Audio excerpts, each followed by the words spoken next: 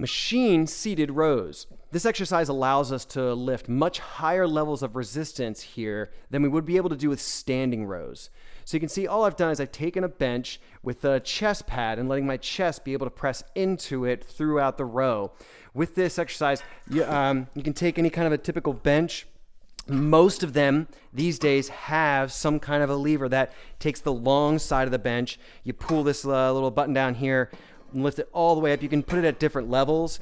For this exercise, we want it as vertical as we can get it.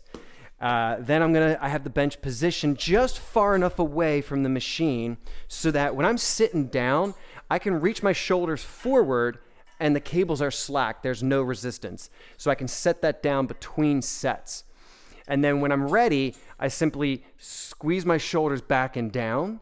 And when I go into that good posture that I'm going to spend during the whole row, I've got resistance. As soon as my shoulders are back and down, the resistance is up. I'm holding weight here.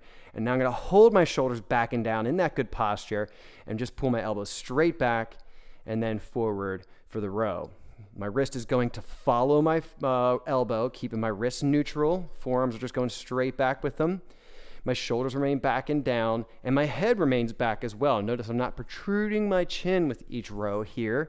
If you have that in balance, make sure you're doing that chin tuck to squeeze your chin back so your neck is in line with the rest of your spine during the whole row. If you're doing higher levels of resistance, you might feel that you might have to kind of ground yourself into your feet a little bit. You're going to have to still use a little bit of pressure there to secure yourself.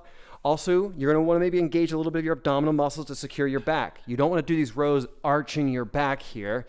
You want to make sure your abs are engaged in, which tilts your hips back a little bit and secures your back to remain neutral there. But you are relying on this chest pad. If you're doing heavier weights, your chest is in that pad, allowing you to pull more.